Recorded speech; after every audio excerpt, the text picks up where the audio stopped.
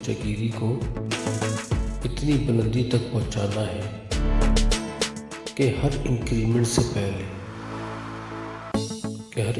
से पहले बॉस खुद बंदे से पूछे, बता कितना लगाना है। चमचागिरी में हद से गुजर जाना है कि हर अप्रेजल से पहले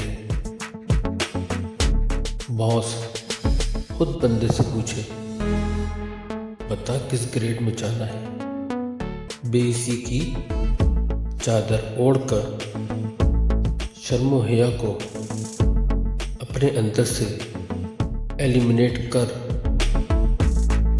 कहे कुछ भी ये दुनिया परवाह ना कर, बस बॉस पर फोकस कर। पूरी वीडियो देखने के लिए नीचे लिंक पर क्लिक करें। शुक्रिया।